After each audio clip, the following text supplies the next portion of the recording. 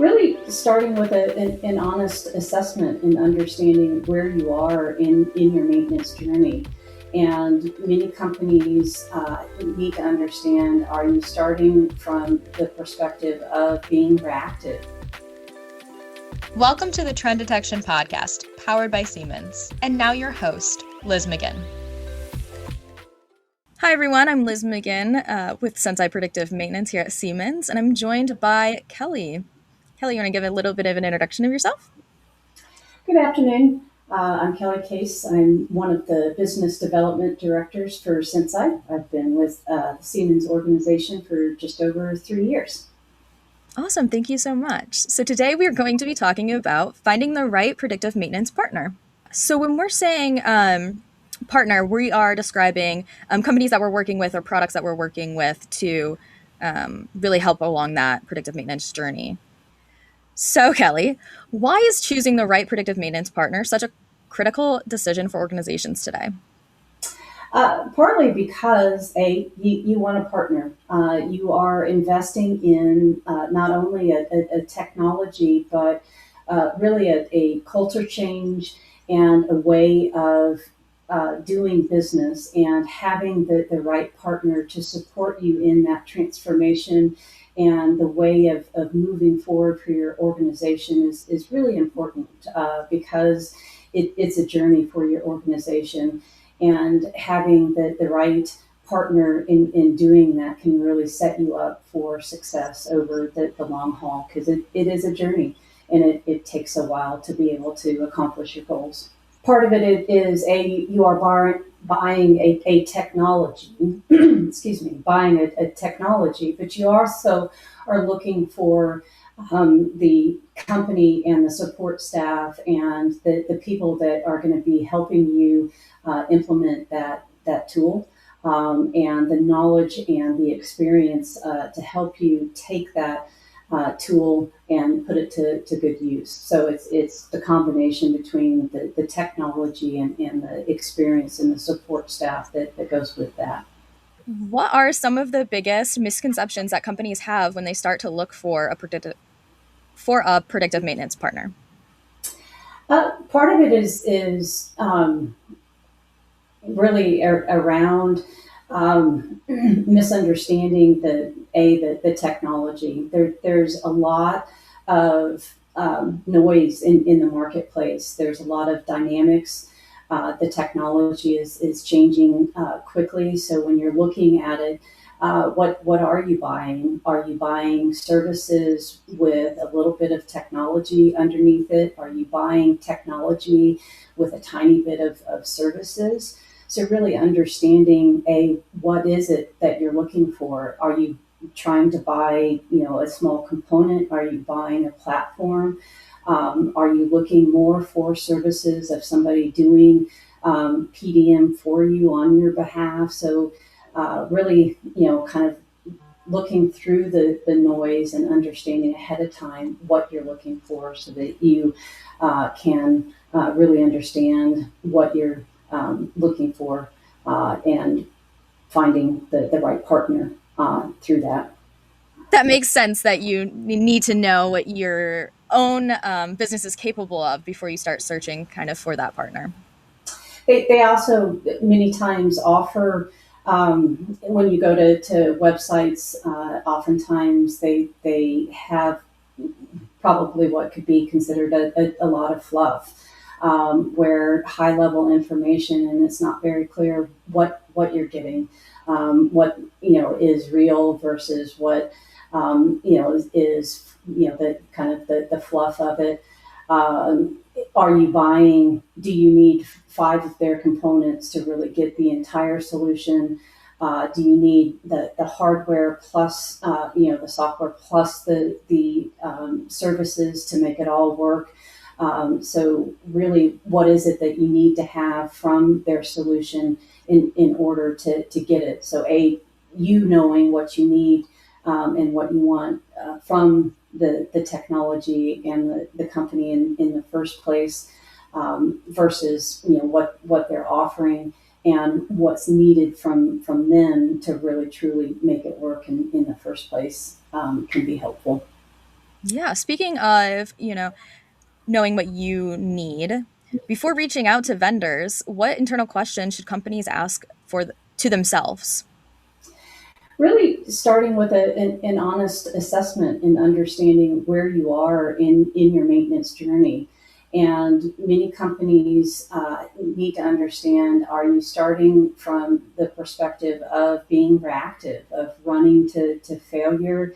Are you partway through of having very good planned preventative maintenance routines?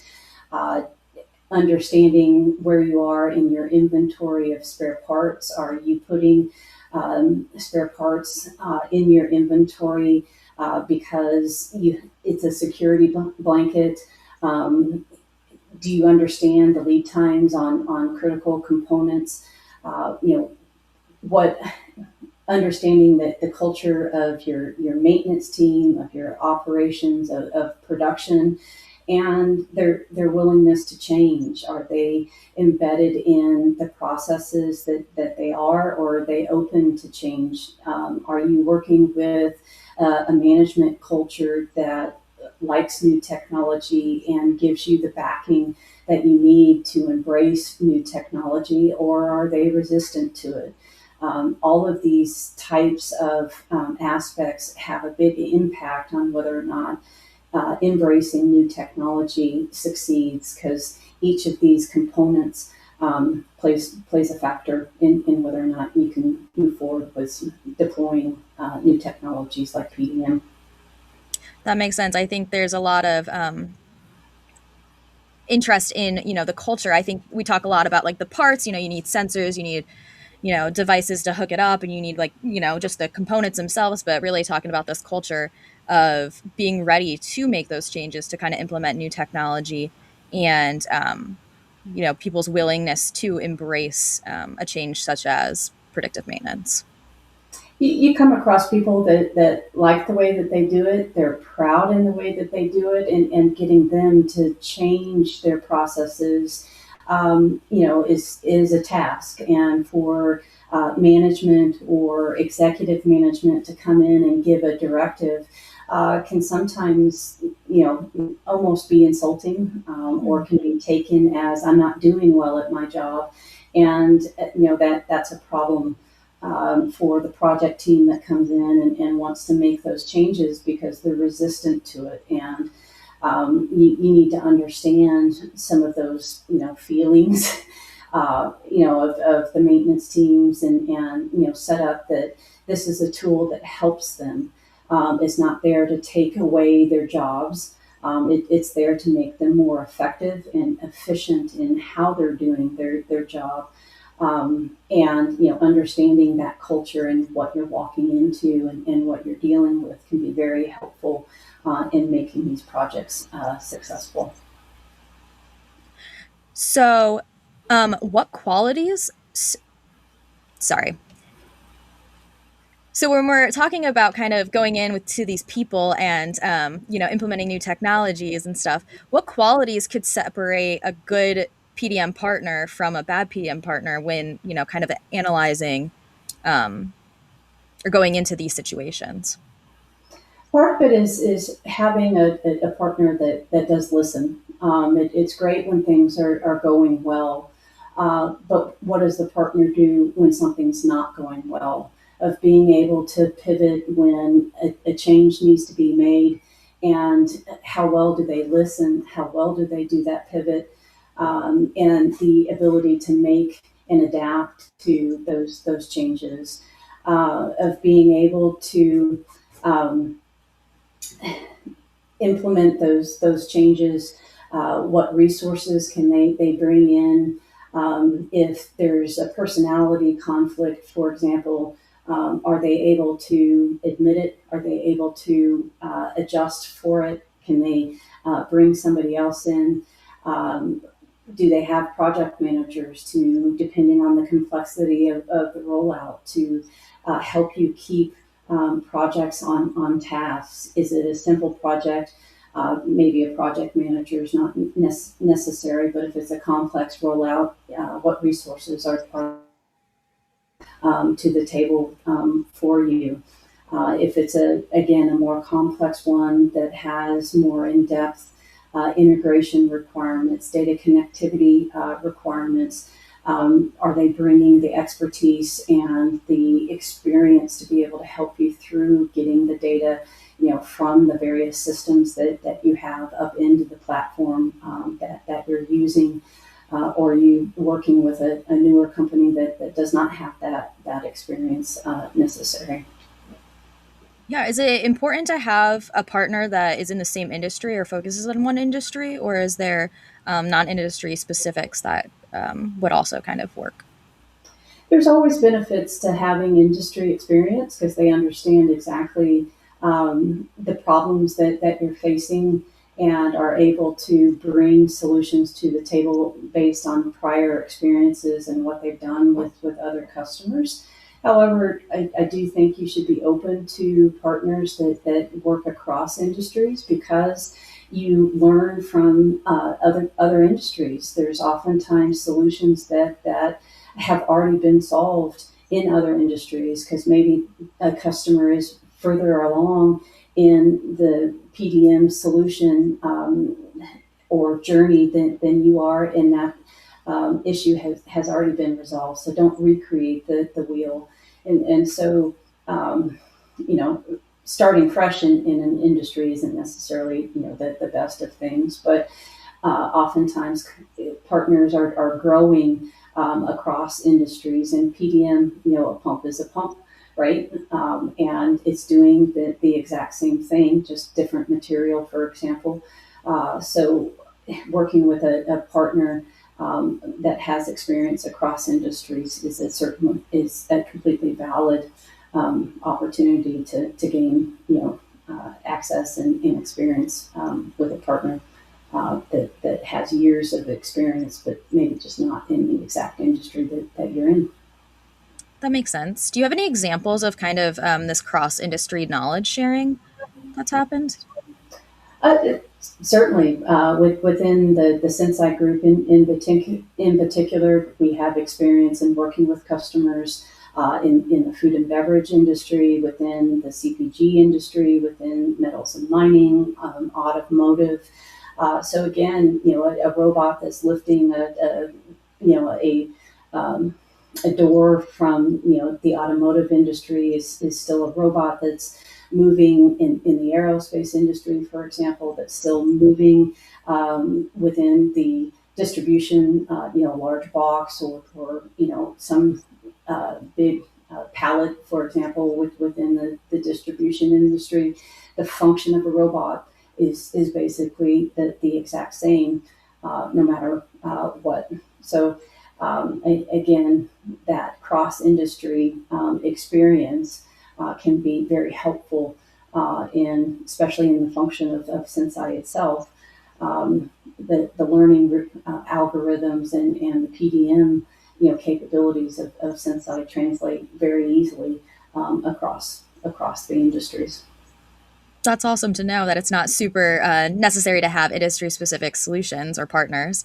But if we're not really focusing on industry-specific, what other things should companies look for in terms of technology when you're looking at these PDM, partners like AI or vibration or thermal imaging or anything like that? In my opinion, it's extremely important for PDM, solutions and even partners to be agnostic. You don't want to be locked into specific OEMs necessarily, and proprietary data formats or protocols or connectivity. And oftentimes that's what some of our customers are facing is OEMs don't want to share data. And if you can't get to the data, you can't monitor it. You can't do solid, good PDM on anything that you can't get the access to the data. So as you look for PDM solutions, are they giving hardware that has proprietary data? Your vibration sensors that only work with a certain platform, for example, that have no open APIs, that only communicate in certain formats or certain ways. You want to be able to, if you should decide to stop working with a vendor, what happens with that data? Can you take it and use it and with a different platform, for example? Can you connect it to a different platform if you're working with a sensor vendor? You've purchased that sensor. Can you use it, with a different data historian, for example? So that agnostic capability, many customers, especially large OEM or large conglomerates, think of your Mars, your Fords, your John Deeres. All of those big guys are buying organizations that are divesting plants, and there's no standardizing on systems because of those acquisitions that are happening. And so being able to communicate with multiple OEM manufacturers in systems can be very, very important. So having partners that understand that and platforms that are open are quite critical when it comes to PDM solutions. That makes a lot of sense. I know. Even at Siemens, we've got a lot of different technologies on different teams. So it makes sense that you need to be able to work with all of them if you're going to jump into that. And our connectivity solutions are quite excellent at being able to communicate to non-Siemens equipment and makes that extremely great for being able to get data from a variety of different systems. That's fantastic to know. So other questions that, customers or people should ask before joining, is there any, questions that they should ask about like data security or privacy? I know you mentioned the ownership of the data, so you're not losing it if you were to kind of leave the sensors behind or, go with a different vendor. But are there other questions that they should ask? You certainly want to do your due diligence around security. What's the cloud platform that the PDM solution is hosted in? For example, Senseye is hosted in Azure, and what are the security protocols for how the data is transmitted to and from Senseye? How is the data collected and sent to Senseye, for example?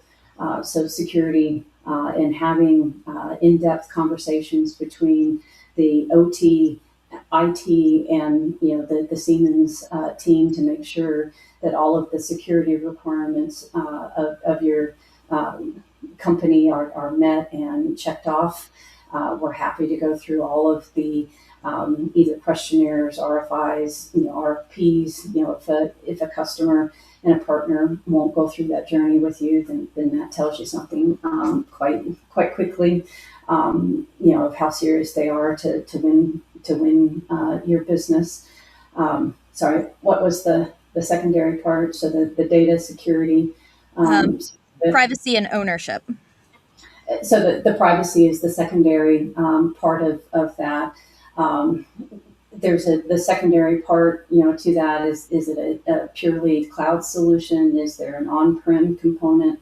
Again, if there's an on-prem component, what's the security and privacy around what happens within the OT network and making sure that it meets all of your security requirements within the OT environment. And then data ownership. Again, should you decide to walk away from a PDM solution, what happens to the data within the platform? And then also being able to share the data with other applications.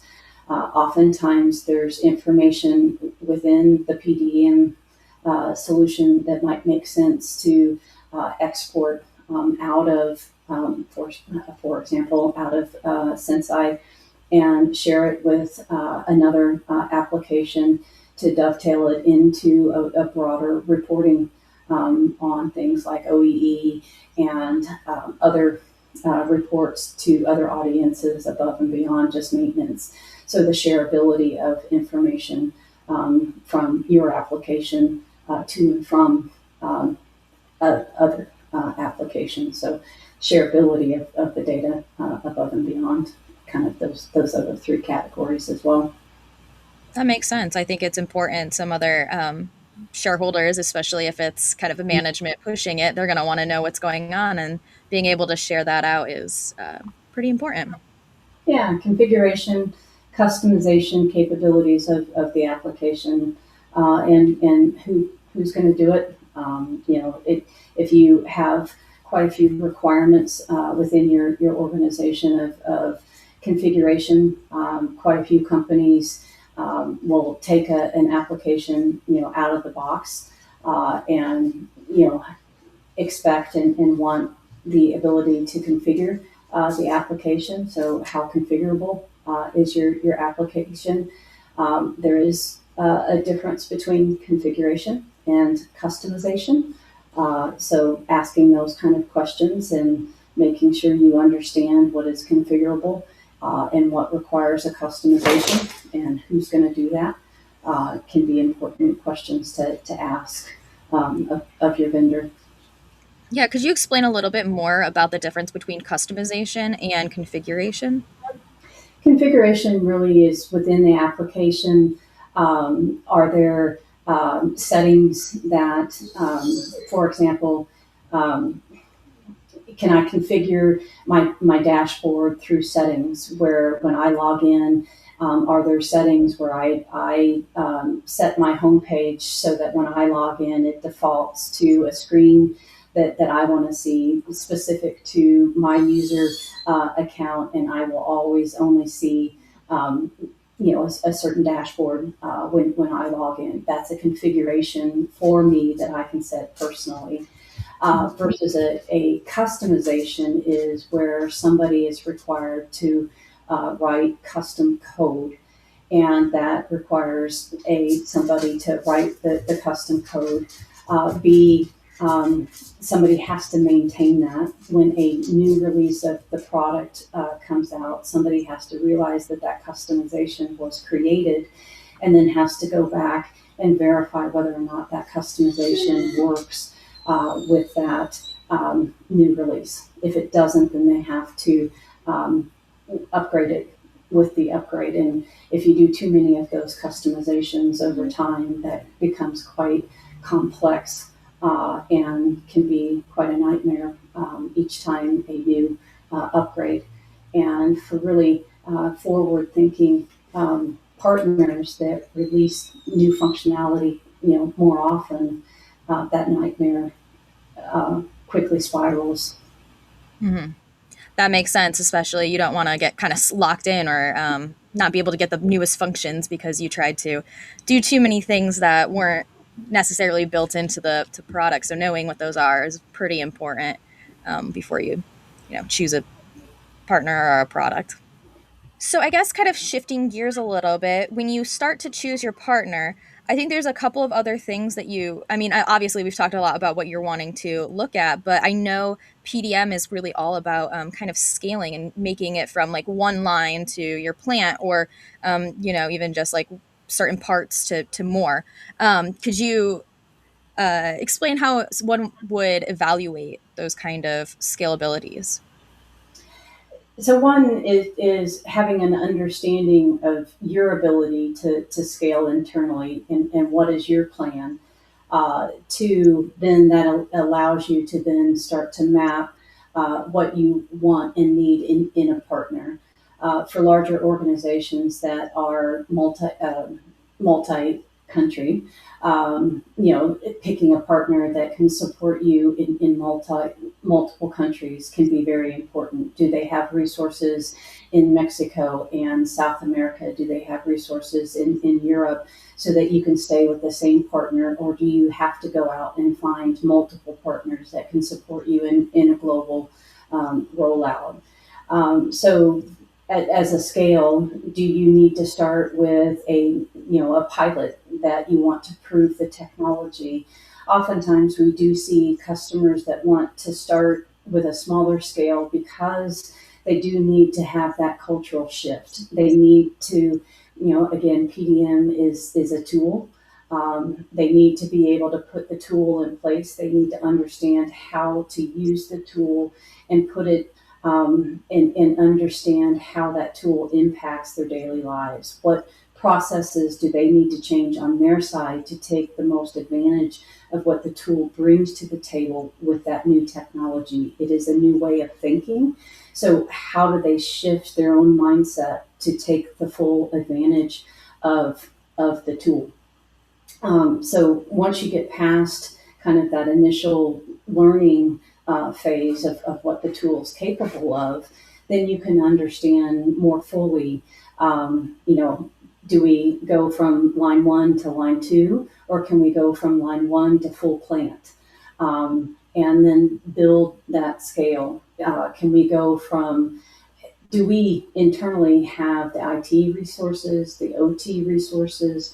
Are we installing hardware with this PDM program? So you do have to have an understanding first internally what you're capable of doing from a scale perspective to then be able to find the right person, partner, to support you from a scale perspective. Because that mapping internally will then help you find the right size of partner that can meet your demand for scale.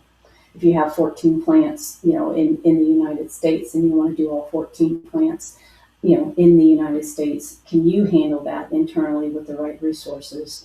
Then you can potentially find the right partner to be able to match you. Yeah, that makes sense. You'd want a partner that could scale as quickly as you can, or be able to take it as slow as you need to do it while Yeah. people learn these new tools. Speaking of new tools, um, what does a good ongoing support and training look like in a PDM partnership? It's partly is twofold. One is definitely the end user. I personally believe and have seen over the years that the end users need to know how to use the tool. If people don't, you know how to use it, they won't use it. There's a small percentage of users that will aggressively go out on their own and learn how to use a tool and are self-sufficient. Um, you do want to look for partners that provide very good self-paced training so that you have the opportunity to give your customers the ability to self-pace and self-train. So having a platform that provides those tools are very good, but there's still a good portion of the population that want that in-person, either Teams or in-person training. So having that as an option. The second, portion of it is, can you and do you want the option to become self-sufficient as the administrator of the system, or are you looking for a partner that will do it for you and you're willing to pay for the services to do so? So there are partners out there that provide those services, and you can do so at a cost. So where are you in your desire to be self-sufficient and finding the right partner with that training and services? Yeah, that makes sense. I guess, can a partner help measure and demonstrate ROI? Because I know that's a big deal in business in general, but also within PDM. Most definitely. There's a lot of work on the customer's side because they know their numbers, they know their cost per hour, of downtime, they know their labor costs, they know their inventory of spare parts. They know their operations, they know their production costs, etc. So they have to be a willing participant, but a good partner can help you find the areas of driving that ROI, and should be willing and able to drive those conversations and possibly have worksheets and great examples for you to work from. Yeah, perfect. That's awesome. So I guess shifting gears a little bit, I know obviously, proving ROI is a big strong point for choosing a PDM partner. But I guess what are some of the most common like pitfalls that companies fall into when trying to choose a PDM partner? Um, Ones that maybe promise too much. Ones that say that they're PDM when they're condition monitoring. There's different levels of capabilities. It kind of goes back to the evolution of reactive maintenance versus preventative maintenance versus condition-based maintenance. And we're evolving. It is an ever evolving marketplace. So you're looking for a partner that's not stuck. You want a partner that is forever releasing new capabilities, that is offering things like a co-pilot to be able to ask the system questions with chat GPT, capabilities. And so finding, a partner that delivers on what they say they're going to do. So, asking questions like how often are you releasing new technology, and the openness of your platform. Are you proprietary? So those, really getting into some of those questions to not get trapped in some of those pitfalls. Yeah, that makes a lot of sense. I know there's definitely a lot of questions when doing it, so making sure to know what to watch out for is important. It also goes back to something I said earlier, is making sure you understand, if there's multiple options, what's required versus what's optional, to really make sure that you have the right solution for what you're looking for. Yeah, that makes sense. If it's required to get specific sensors, then and you already have sensors, maybe that's probably not going to be the best pick for what you're looking for. Yeah, so many companies have gone through heavy investments in technology and systems and getting data ready. You shouldn't have to throw that investment out just to use a technology. So making sure you understand whether or not you can use the investment that you already have, or whether you're going to be forced to add hardware duplication. That's not the right solution for you then. hmm I guess, is it important to have stakeholder involvement in this selection process? Very much so.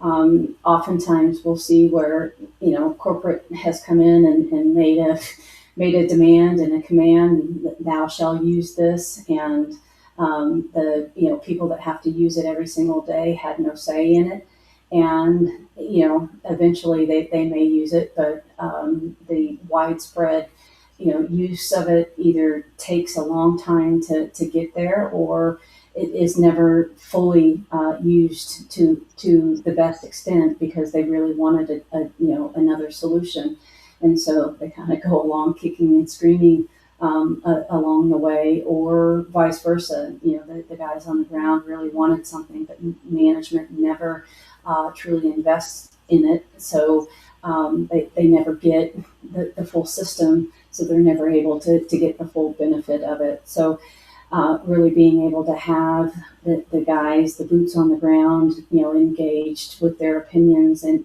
invested in the solution, but also what makes sense, for an organization, especially, larger organizations where standardization, does make sense, because being able to communicate across plants and have synergies across plants definitely makes sense. Being able to share resources across plants makes sense. So, having that communication and different stakeholders, designating a champion, having a lighthouse plant that, oftentimes is that pilot plant that takes on new technologies and helps kind of sort out some of those pain points first, can really be helpful to organizations to take on new technologies like PDM that help that scale and roll out to the larger organization. It makes sense to have someone who likes what they're doing and figured out how to use the whole technology to kind of push it for other plants. I know I've done that for a couple of different things here, so it helps when I'm really excited about it, and then I get to tell people about it, and they're like, "Oh, actually, that's super cool," and then it becomes more widespread. So it makes sense to kind of have those people involved from the very beginning. And people aren't recreating the wheel. They have somebody to go to answer questions. They've kind of been through the fire and can help, answer questions and not recreate, the wheel every single time. And once you have some success breeds success. And if you can get those quick wins, the energy, just explodes and people are excited about it, and that really helps again with that scaling of the solution, because people are eager for it and excited about getting it deployed. And so when you can increase that excitement, across the organization, that really helps with success of these kind of projects. That's awesome. Well, speaking of kind of those quick wins, what questions should people ask about, the timeline of getting implemented and getting those wins? The first is really, how long does it take to get your solution implemented? If their answers are, it takes a year, to 18 months to 2 years to get a solution like this, stood up, people get distracted. Things change in this world pretty quickly. Priorities change, project, responsibilities can change, your champion can get reassigned to something else, budget priorities can get changed to something else. And so if you're not proving out the ROI, if you're not proving out results for a year or 18 months, you lose that enthusiasm. You can lose your budgets, you can lose your project, you can lose that project sponsor. And so it also gives perceptions that it's too difficult, or that it is difficult to get one of these systems up and running.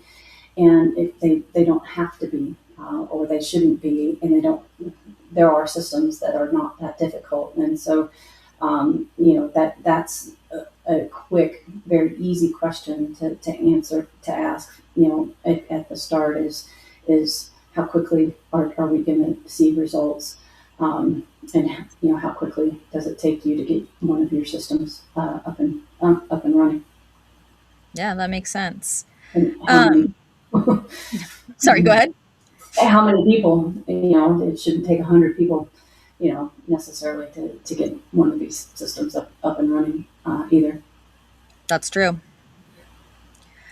I guess, is there any questions that people should, or, you should ask about past client experiences when kind of understanding how how the partners overcame the challenges that were faced during this process? It's always good to ask, about previous experiences. I think individual partners have different experiences. Each customer kind of bring their own challenges. I think I've even mentioned some of them.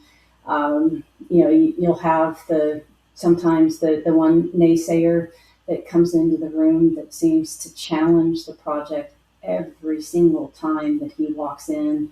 You may have the one person that just doesn't believe in your technology, doesn't want it, won't help, sometimes even sabotages it, right? And learning how to navigate those waters. It really is customer dependent, because it depends on your project champion. It depends on the other people sitting in the room, and if that's your project sponsor that gets assigned and you have no choice, then how do you resolve that? So past customer experiences are important, but sometimes they just don't apply because each customer brings their own unique set of challenges to each deployment, on it. So that one's kind of a hard one to Mm-hmm. answer. Makes sense. I mean, I guess it's nice to know like how they overcome some other things, but knowing that it doesn't necessarily apply to every situation makes it a little bit more difficult to know that. But it is nice to know, I guess, their experiences, especially if you're in a niche industry, if there's other ones that are like that, but to know that it's not necessarily going to be one for one across the board.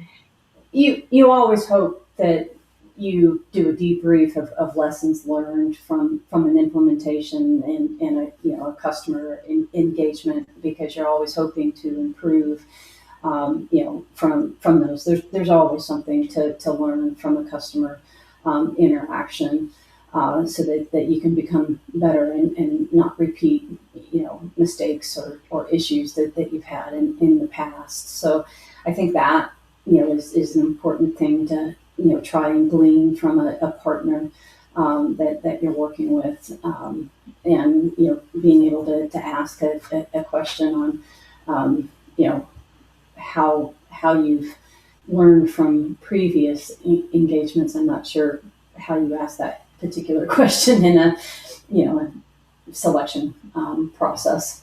I don't know Yeah. if I've ever been asked that type of question during a sales engagement at this point in my career. Yeah.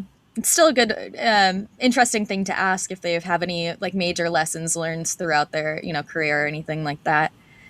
Um, yeah. Are there any red flags that companies should keep their eyes out when choosing partners? Is there anything that's glaringly like, oh, that's probably not what I want?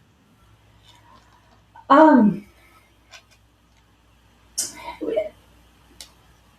Part of it would, I think, be dependent upon I think that goes back to the technology that you're looking for, in the sense that we have customers that are looking for more hands-on service support versus the tool. So we have customers that really want the tool, and they have the staff for using the tool and doing it themselves, because they have the Cat 3 by expertise.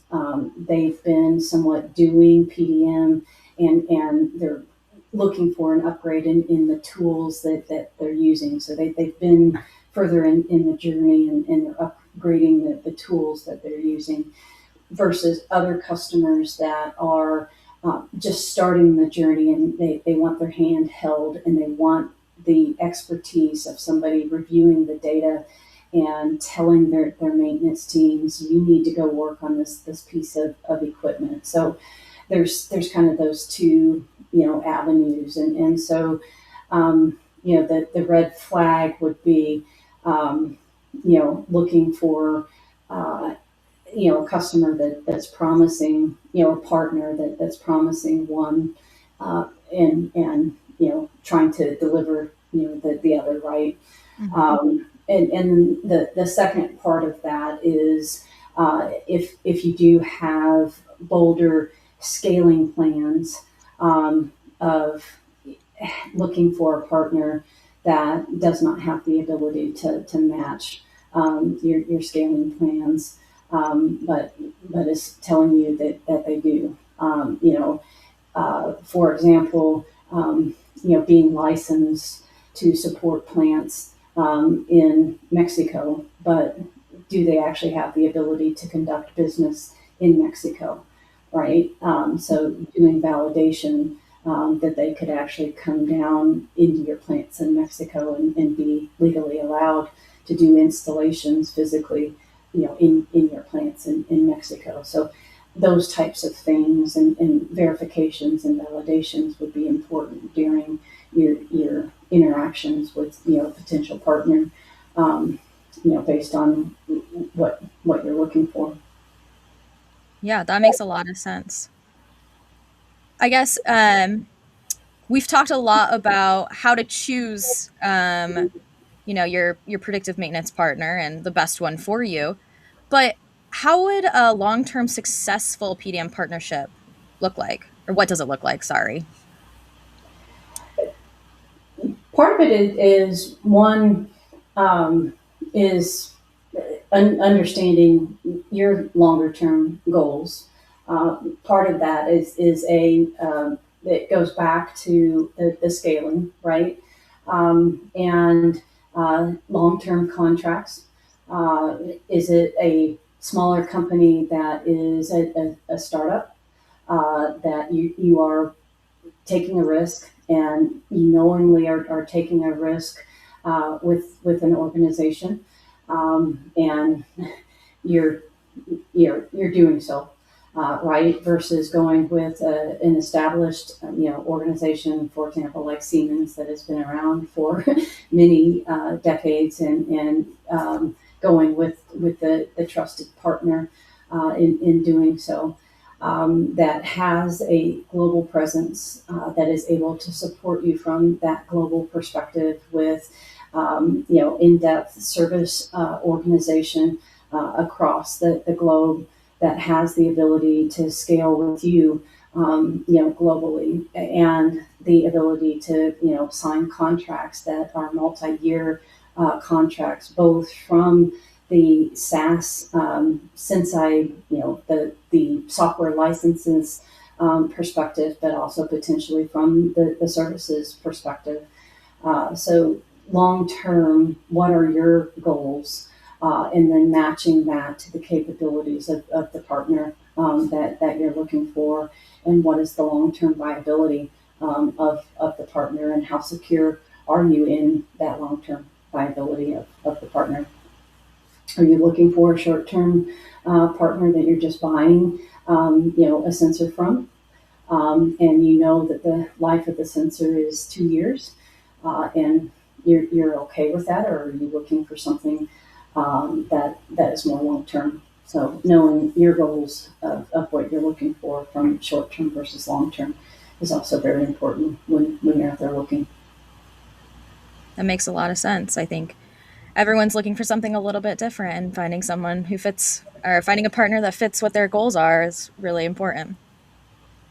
And the other part of it from a long-term goal is really establishing, the partnership is the ability to put in product requests and the ability to have a voice and input into what happens with the product in the future, and whether or not your voice is heard. And when you put a product feature request in, does it actually ever get into the product?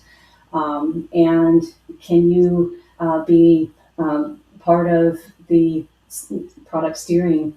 Oftentimes organizations will meet with you quarterly, semi-annually, annually, specifically to get your input on the product, and feedback on customer service input, for how we've been doing on our services. So, looking at those types of things and offerings from your partners as well can be important.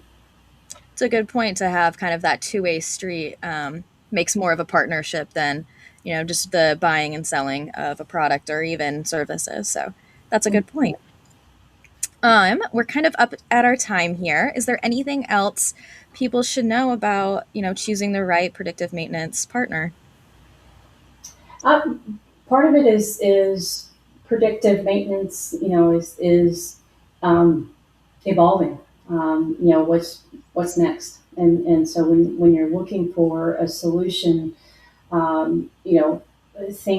think about the fact that it's an ever evolving technology, and when you're looking for a solution, keep that in mind. Look for a partner that is evolving quickly with the marketplace, because what's coming next is prescriptive, and helping your staff get ahead of the curve, and being able to have a system in place that not only predicts what is happening with your equipment, but is also now starting to be able to help you diagnose what's wrong with it, of being able to say, this is what we think is wrong with it, and this is what we think you should do to fix it. So, what's next? So don't stop here.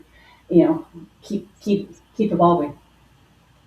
That makes a lot of sense to look towards the future. I know, but hopefully partnerships, when you form them, are a long time, are a long.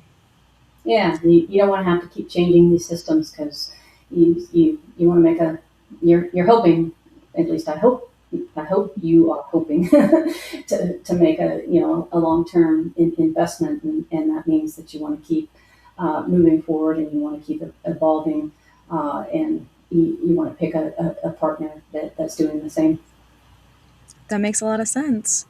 Well, thank you so much for joining today. I really appreciate all your insights, and I think it's obviously very interesting on how you choose an actual partner. It's similar to how you choose pretty much anything. Is what are you actually looking for? And I think that's a big question that maybe not all people evaluate thoroughly before choosing kind of those partners. Yeah, it's kind of a carousel. Going out and having conversations with more than one kind of helps you understand. Nope. You certainly can weed out some that you absolutely know is not the one that you want. But having an understanding, of what you want before you start asking the questions can definitely help you narrow down fairly quickly on potential partners. Perfect. Well, thank you so much for joining. Please like and subscribe on all major podcast channels, and find out more about Senseye Predictive Maintenance at Siemens.com.